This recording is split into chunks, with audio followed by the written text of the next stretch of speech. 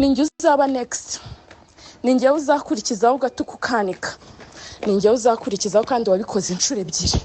Buri munsi nkaza nkakubaza, nkajya kuri side yawe nkagusupport, nkavuga ati izo ngegera zireke. Umva abantu bose nisingegera bose nabasabye imbabazi, kuko kugira ngo njyewe nshyigikire umunyamafuti shana kureka, kuko n'ubundi iyi si nza narizanye, nta muntu n'umwe twazanye. Buriya Nicole avuze niwe nagira ikibazo n'abandi bantu bamwe na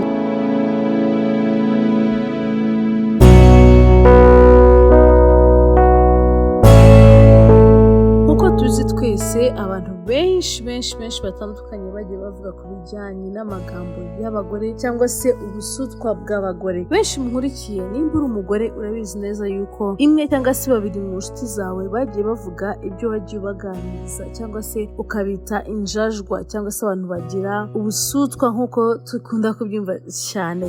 Uyu munsi wa none rero ngiye kuganiriza ku kintu kijyanye no kwirinda ko wagira abantu bakuvuga cyangwa se ubusutwa, uko wakirinda ubusutwa mu buzima bwawe bwa buri munsi, yaba aho ukora, yaba aho uba, cyangwa se aho umuturanye, mu bavandimwe bawe se, cyangwa n'ibindi. Nk'uko maze kubyumvira rero, mu gihugu cyacu cy'u Rwanda ndetse n'ahandi hose ku isi, abagore bakunda gusubiranamo cyane, bakunda kuvuga amagambo bashuti babo bababwiye cyangwa se inkoramutima zabo zababwiye. Nitwa Juliet Mutamba, nkwaye kuri Juliet Mutamba, kandi koko nibyo wahageze. Kandi subscribe kugira ngo ibiganiro byacu dukora buri munsi ku munsi bijye bikugeraho, yaba ibyegeranyo ndetse n'inkuru zitandukanye ndetse n'ibiganiro nk'ibingibi byiza bikungura ubumenyi.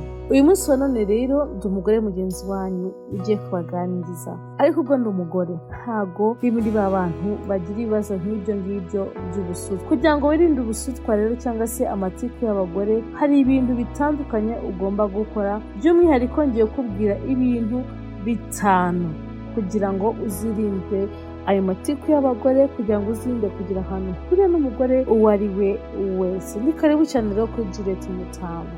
Ikintu cya mbere ugomba kwirinda ko buri muntu wese cyangwa se buri mugore amenya amabanga yawe. Akenshi na kenshi dukunda kumva abagore bavuga ngo runaka yamvuze, umuryango wa runaka wangize ikibazo iki n'iki, ariko mu by'ukuri iyo bataza kumenya ngo amabanga yawe ni ayahe, nta muntu wagomba kuvuga. Akenshi usanga abagore ndabisubiramo, abagore twivamo, ugasanga buri kimwe cyawe cyose buri muntu arakizi. Ibyo waguze, iterambere wagize, uko ubanye n'umugabo wawe, aho watembereye, gahunda ufite ejo hazaza, akazi wabonye, wabibwiye babagore inshuti zawe kandi uvuga ngo urizera. Kimwe mu kintu cya mbere na mbere ugomba kwirinda ni ukubwira abagore b'inshuti zawe, babandi bita inkoramutima, ukirinda kubabwira amabanga yawe, yaba yawe cyangwa se ay'urugo rwawe. Inshuti yanjye, nimba ushaka kugira ngo wirinde ayo matiku, wirinde ubusutwa, wirinde gushwana n'abantu, wirinde kugira ikintu upfa n'abantu abo ari bo bose, mbabarira ndakwinginze ujye wirinda kubabwira amabanga y'urugo rwawe. Niba hari icyo urugo rwawe rwagezeho, niba hari icyo umugabo wawe yacivinze, niba hari inzu waguze, niba hari ikibanza waguze, niba hari business watangiye, niba hari iterambere iryo ari ryo ryose wagezeho, irinde.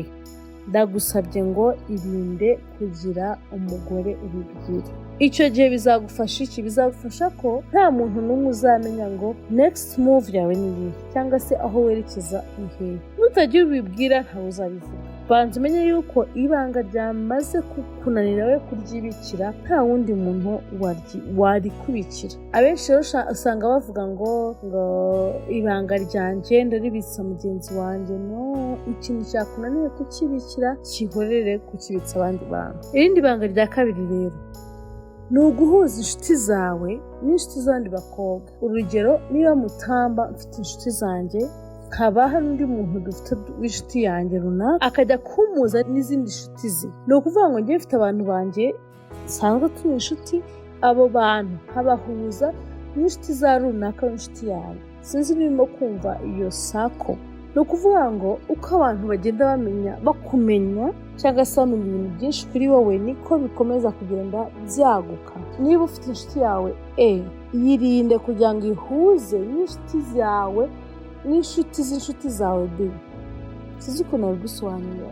fata urugero rw'abantu b'inshuti zawe wizera, noneho umwe mu nshuti zawe wizera nawe afite izindi nshuti ze. Gufata abashuti bawe rero ukabavanga n'izo nshuti zawe zindi cyangwa se n'izo nshuti z'inshuti yawe zindi, bizatuma amakuru yawe asakara cyane. Gerageza kugira ngo sako yawe cyangwa se abantu b'inshuti zawe cyangwa se abantu muvugana cyane baba ari abantu bakeya. Irinde kugira ngo wagure cyane. Niba ufite abantu b'inshuti zawe batatu, ujye kuvuga ngo muri abo batatu ugiye gufata inshuti zanjye nasanganywe zindi ebyiri nzihuze n'izo nshuti z'umwe mu nshuti zanjye. Urumva ko bibaye ibintu birebire cyane. So niba utifuza rero ko abantu bawe bakomanya amahembe cyangwa se bakuganiraho nabi cyangwa se bakwifuriza nabi, irinde kubahuza, kubera ko n'ubundi ntabwo bari baziranye actually. Ikindi kintu rero abakobwa cyangwa se n'abagore bakunda kugira ni uguhuza umugabo wawe cyangwa se boyfriend wawe n'abashuti bawe bandi batari ingenzi mu by'ukuri. Boyfriend wawe cyangwa se umugabo wawe akwiye kumenya abantu b'ingenzi kurusha abandi. Apana kuvuga ngo uyu muntu twariganye muri twankome ngo ni inshuti yanjye, umuhuze n'umugabo wawe cyangwa se umuhuze na boyfriend wawe. My friend, ntabwo uzi uwo muntu afite izihe intentions kuri wowe. Ese yishimiye ubuzima ubayeho? Ese past yawe? Reka tubwizanye kuri buri muntu wese afite ahashize. Ibaza buri wese rero bazanye past cyangwa se ahashize bakayibwira umugabo wawe cyangwa se umugore wawe. It's worse. Sinzi uko nabivuga ariko ni ikintu gikomeye cyane. Abagore benshi rero bakunda gukora iryo kosa ryo gufata abantu b'inshuti zabo za kera cyane bafitanye amabanga atari meza, kabahuza n'abagabo babo cyangwa se n'aba boyfriend babo cyangwa se n'abafiance babo. Nimba uzi ko umuntu mufite amateka atari meza muhuriyeho, irinde, ndasubiramo, irinde kumuhuza n'umugabo wawe, kubera yuko ushaka ufite ahashize hatari heza ariko nyamara uri uyu munsi atandukanye n'uwari uriho ejo hashize. So niba rero uzi ko ufite abantu batari sawa, batari tayari, bafite amateka atari meza kuri wowe cyangwa se uzi neza ko batari beza, wikirwahoza n'umugabo wawe cyangwa se na boyfriend wawe. Ikindi kintu rero nshaka kubabwira abagore ndetse n'abakobwa bakunda kuvuga ni amabanga y'umwijima, dark secrets zawe, bya bintu uzi neza ko wakoze bitari sawa, bitari tayari, ugatangira kubibwira buri muntu wese. Oh, come on. Ntabwo ari buri kintu cyose ubwira buri muntu wese.